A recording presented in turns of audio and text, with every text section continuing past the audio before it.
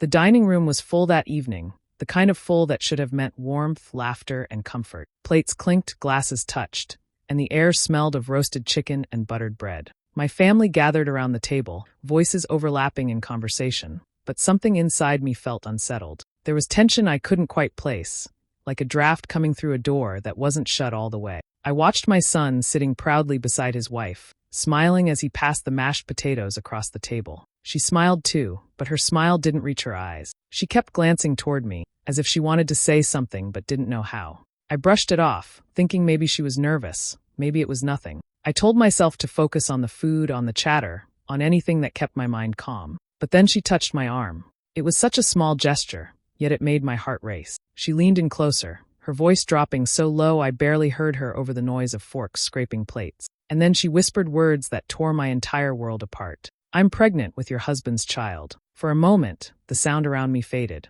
I couldn't hear the laughter, couldn't hear the clatter of dinnerware, couldn't even hear my own breath. I sat frozen, staring at her, trying to make sense of what she had just said. My husband's child? No, that couldn't be right. Surely I had misheard.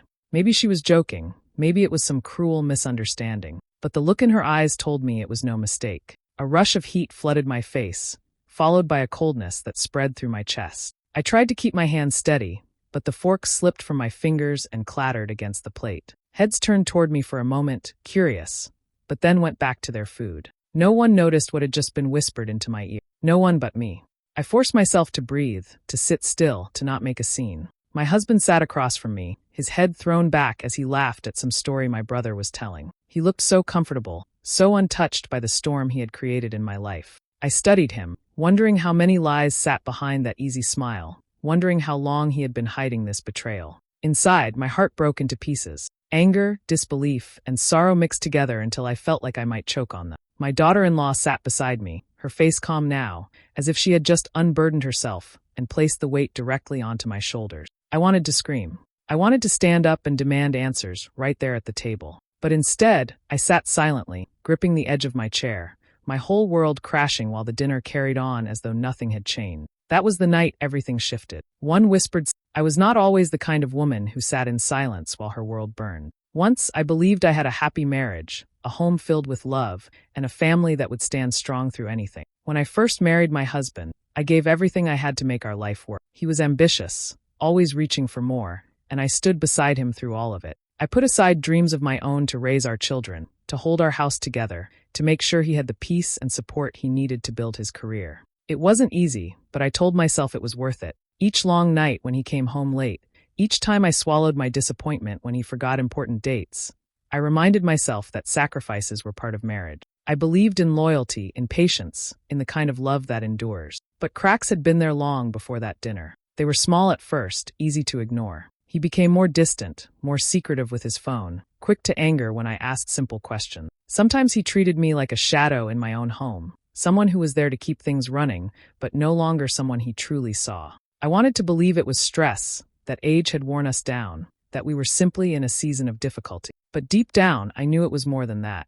Our son grew into a man during this time, strong and full of hope. When he married, I thought life was giving us a new beginning. His wife, the very woman who whispered that cruel truth to me, was someone I tried to welcome with open arms. She was young, polite, and seemed eager to be part of our family. I cooked meals with her, asked about her dreams, tried to guide her as a mother-in-law should. I wanted her to feel safe with us, to know that she had gained a family, not just a husband. Around the table that night, all of them laughed and talked. My brother was telling a story from our childhood. My cousins passed plates back and forth, and the sound of clinking glasses filled the air. To anyone else, it was a normal family gathering. But for me, every sound was muffled by the weight of the words I had just heard. My son's face glowed with happiness as he looked at his wife, completely unaware of the betrayal sitting beside him. He loved her dearly. Anyone could see it. The way he touched her hand, the way his eyes softened when she spoke, it was the kind of love any mother would be proud to see in her child. And yet, that love was being mocked in the most painful way. I looked at my husband across the table, and memories of our life together played in my mind. The early days when he held me close and told me I was his everything. The nights we stayed awake planning our future. The times he promised me that no matter how hard life got, he would always choose us. Now, all of that seemed like lies. Or maybe it was true once, and he had simply let go of it when I wasn't looking. Inside me, there was a storm. I thought about the years I had given, the the moments I could never get back. I thought about my son, about how much he adored his wife, and how her confession would shatter him. I thought about the rest of the family, who trusted us to be the strong couple, the foundation everyone leaned on. And I thought about myself, how much of me had been sacrificed, how much of me was lost to the role of being wife and mother, always holding everything together while no one held me. What was at stake now wasn't just a marriage. It was my dignity, my son's happiness, and the very foundation of our family. I knew that once the truth came out, there would be no going back. The whispers would spread, the shame would follow, and the people I loved most would be left in pieces. That night, as I sat surrounded by laughter, I realized how fragile everything truly was. One secret had already begun to tear us apart, and I was the only one at that table who knew it. That night after the dinner, the house felt heavier than usual. Everyone had gone home, and silence filled the rooms. I moved around the kitchen, pretending to tidy up, but really I was only gathering the courage to face him. My hands trembled as I put away dishes. I could still hear her whisper in my ear, those words slicing through me again and again. I knew I couldn't sleep with this secret burning inside me. He was sitting in the living room, leaning back in his chair with the television on, as if nothing was wrong. I stood in the doorway for a moment, studying him. How could he look so calm while my world was falling apart? I took a deep breath and walked in. "We need to talk," I said firmly. He looked up, surprised at my tone. "About what?" I swallowed hard. "About her. About what you've done with our son's wife." The remote slipped from his hand, landing on the floor. For a second, his eyes widened, then he forced a laugh. "What are you talking about? Don't start with nonsense." "It's not nonsense," I snapped, my voice rising despite my efforts to stay calm. She told me she's pregnant, and the child is yours." The room went cold. His face hardened, and he shook his head. "She's lying. You know how women can be, trying to stir trouble. Don't let her get into your head." But I knew his face. I had lived beside it for decades. His denial didn't carry the strength of truth. His eyes darted away, his hands fidgeted. He wasn't calm, he was cornered. "Look at me," I said, my voice breaking. "Tell me honestly that it isn't true." He clenched his jaw.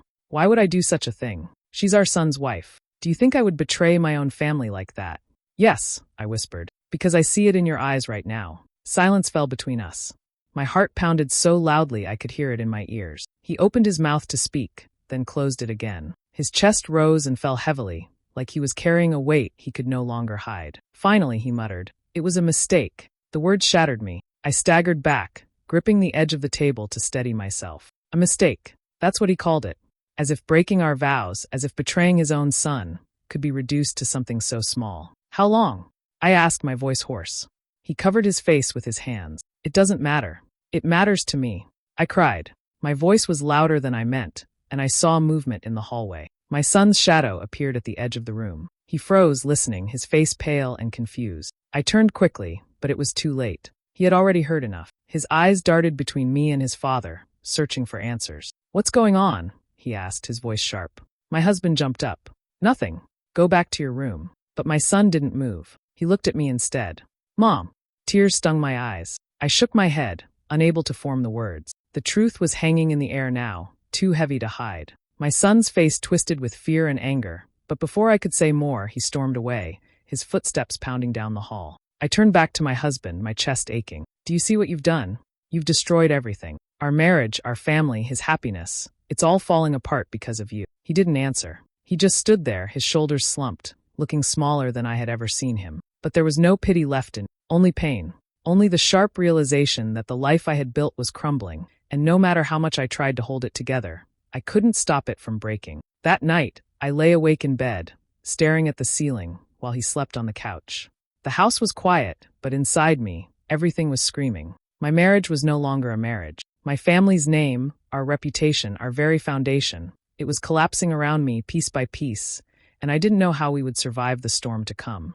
The days that followed were heavy and long. I moved through the house like a ghost, barely eating, barely speaking. My husband tried to act as though life could return to normal, but nothing about our life was normal anymore. The words I had heard, the half-confession he had made, and the look on my son's face when he overheard, it all replayed in my mind again and again. One evening, he came into the kitchen where I was washing dishes. He leaned against the counter and sighed loudly. "You're blowing this out of proportion," he said. I didn't turn to face him. "Out of proportion? You betrayed me. You betrayed our son." He groaned, rubbing his forehead. "It was a mistake. A stupid, meaningless mistake. And if you keep holding on to it, you'll ruin this family. Don't you care about that?"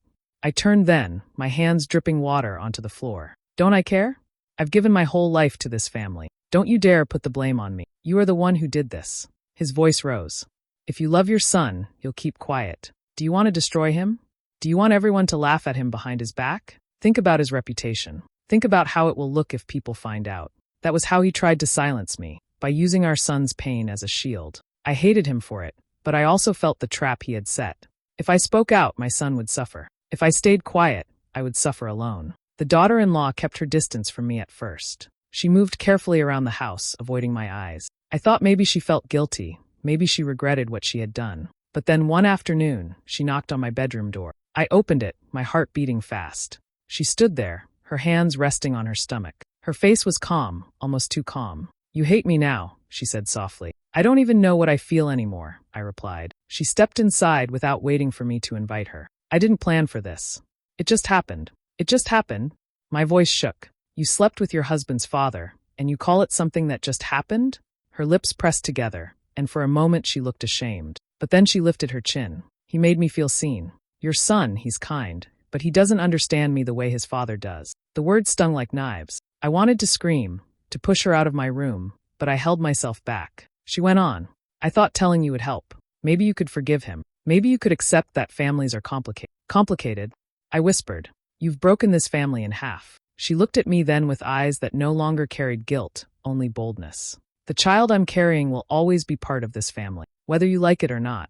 I stared at her, trembling, unable to speak. When she finally left, I collapsed onto the bed and buried my face in the pillow. The sobs came hard, shaking me until I had no strength left. It didn't take long before whispers began spreading in the community. Family secrets never stayed secret for long. At the market, I noticed women turning their heads when I walked by. Some whispered behind their hands. Others gave me looks filled with pity. I didn't know how much they knew, but I knew enough had escaped to stain my family's name. Relatives began calling, checking in with strange questions. My sister asked if everything was all right between me and my husband. An aunt hinted that she had heard troubles in the household. Every word felt like salt in a wound. At home, my son grew distant. He avoided both me and his wife, spending longer hours at work, hardly speaking at the dinner table. His silence was worse than anger. I could see the confusion in his eyes, the suspicion that something terrible was being hidden from him. But he didn't ask. Not yet. I spent many nights sitting alone in the living room, staring at old photos on the wall. Pictures of birthdays, holidays, family vacations. Smiles that now felt false, moments that now seemed like lies. My chest ached as I thought of the years I had given, the dreams I had buried, the love I had believed in. One night, I broke down completely. I locked myself in the bathroom, sank to the floor, and let the tears pour until my body shook. I pressed my hand against my mouth to keep from crying too loudly, afraid my son would hear. I had always been the strong one, the one who held everything together. But I couldn't hold anymore. I whispered to myself over and over, why me? What did I do to deserve this? Yet, even in my despair, a voice inside whispered back, you deserve better. You deserve respect. You deserve peace. But how could I fight for my dignity when doing so might destroy my son? Every choice felt like a trap, and I was caught in the middle. If I stayed silent, I would drown slowly in my pain. If I spoke out, I would shatter my child's heart. That was the war inside me, and with every passing day, the tension grew heavier, pressing down on all of us, until I knew it was only a matter of time before everything exploded. The breaking point came on a Sunday evening, when our relatives gathered again at the house. It was supposed to be a small family get-together, nothing fancy, just food and laughter to remind us of better days. But the weight of secrets had grown too heavy, and that night it all came crashing down. We were sitting around the table, dishes spread out, voices overlapping. My husband tried to act cheerful, pouring drinks and laughing too loudly at jokes. My son sat stiff and quiet, his wife beside him, her hands resting on her stomach, as if to remind us of what none of us dared to say out loud. I had planned to keep silent. I had planned to endure. But silence had eaten me alive for weeks, and when I saw my son's face, so young, so trusting, so unaware, I couldn't hold it in any longer. I put down my fork and looked across the table. My voice shook, but I spoke clearly. Tell them. Tell everyone what you've done. The room went still. All eyes turned toward me. My husband's smile faded, his face pale. What are you talking about? He asked, trying to sound calm. You know exactly what I'm talking about, I said. Tell them the truth about your affair. Tell them whose child she's carrying. Gasps rose around the table. My son froze, his eyes darting from me to his father, then to his wife. Mom, he said slowly, what are you saying? My husband stood, his voice sharp. She's lying. She's trying to ruin this family with her wild stories. But I refused to back down. Then let her speak, I said, pointing at my daughter-in-law. Tell us all the truth. She shifted in her chair, her eyes glistening. For a moment, she looked like she might deny it. But then she let out a shaky breath and whispered, "It's true." The room erupted. Relatives gasped, chairs scraped, voices overlapped in shock. My son stood so quickly his chair fell back. "What do you mean it's true?" he demanded, his voice breaking. She reached for him, but he pulled away. "I'm sorry," she said, tears streaming down her face. "It wasn't supposed to happen this way." "How long?" my son shouted. She hesitated, then whispered, "Over a year." His face twisted with rage and pain. He turned to his father, fists clenched. You did this to me." My husband tried to step forward, his hands raised as if to calm him. "Son, listen. Don't call me that," my son roared. His chest heaved as tears filled his eyes. "You betrayed me. Both of you betrayed me." The relatives watched in stunned silence. My brother shook his head, muttering, "Unbelievable," while my aunt covered her mouth in shock. I sat frozen, tears rolling down my cheeks. The scene I had feared was unfolding right before. My son's world was collapsing in the same way mine had, only harsher, sharper, because it was not only his marriage, but his trust in his father that was destroyed. My husband finally spoke, his voice desperate. "It was a mistake, I swear. I never meant for it to go this far." But my daughter-in-law cut him off, her voice rising. "Don't lie. You told me you loved me. You told me you wished you had married me instead of her." The words hit me like a blade. The relatives gasped again. My husband's face turned red. "Shut your mouth," he shouted at her. But it was too late. Everything was spilling out now. She looked at my son with pleading eyes. "I was confused. I was lonely." "Lonely," he spat. "I gave you everything. I loved you with all I had." His voice cracked, and he punched the table so hard the dishes rattled. Tears blurred my vision. I wanted to run, to close my ears, but I stayed rooted in my chair. I had carried this burden alone, but now it was out in the open, raw and undeniable. The relatives began murmuring among themselves. Some looked at me with pity, others with disgust at my husband. The shame in the room was thick, suffocating. My son finally turned to me. "Did you know?" I could barely nod. "I found out at the last dinner," I whispered. His face crumpled, as if even my silence had betrayed him. He staggered back, his chest rising and falling with ragged breaths. I can't stay here." He stormed out, slamming the door behind him. His wife called after him, but he didn't look back. She broke down, sobbing into her hands. My husband stood there, looking smaller than I had ever seen him. The man who once seemed so strong, so confident, was nothing but a coward exposed. He looked at me, but I turned my face away. The dinner ended in ruins. Relatives left in whispers, shaking their heads, carrying the story that would soon spread through the community. The truth was out now, and there was no hiding it. As I cleared the plates from the table with trembling hands, I realized nothing would ever be the same. The marriage I had built my life on was gone. My son's trust was shattered, and the family name we once carried with pride was now soaked in shame. But beneath the pain, beneath the humiliation, a new feeling stirred inside me, a spark of resolve. If everything was destroyed, then maybe it was time to stop holding the pieces together. Maybe it was time to choose myself, no matter how much it cost. After that night, the house was no longer a home. My son moved out, staying with a cousin while he tried to gather himself. My daughter-in-law stayed behind for a while, but her presence only added to the poison in the air. Soon she too left, though the damage she caused remained like a wound that would never fully heal. I was left with my husband, a man I could no longer look at without feeling sick. He tried to speak to me, tried to explain, but every word he said only pushed me further away. He begged me to think of our years together, to think of the family, to think of appearances. But I was done. For too long, I had sacrificed my dignity to keep up appearances. For too long, I had carried the burden of silence so no one else would suffer. And now, silence had nearly destroyed me. One morning, I sat at the kitchen table with a stack of papers in front of me. Divorce papers. I had spoken to a lawyer quietly, away from him, and now the decision was in my hand. My fingers shook as I signed my name, but with each stroke of the pen, I felt lighter. For the first time in years, I felt like I was choosing myself. When I handed him the papers, he stared at them as if he couldn't believe they were. "You can't do this," he said, his voice breaking. "I can," I replied, my voice steady. "And I will. I refuse to live in your shadow any longer." He tried to argue, tried to twist things as he always did, but I no longer listened. The years of manipulation no longer had power over me. I walked away, leaving him standing there with the papers in his hand. The days that followed were not easy. Whispers spread through the community, people asked questions, and some judged me harshly. But for the first time, their opinions didn't matter. I was not living to protect anyone else's image. I was living for myself. I began small. I started going for walks alone, breathing in the fresh air, reminding myself that the world was still wide and open. I picked up old hobbies I had abandoned long ago, reading, writing, cooking dishes just for me. Slowly, I began to remember who I was before life wore me down. My son came to me one evening, his face tired but softer than before. "Mom," he said quietly, "I don't know how to move on from this." I hugged him tightly, holding him as if he were still my little boy. "One day at a time," I told him. "We'll move forward together. We can't change what they did, but we can choose not to let it define us."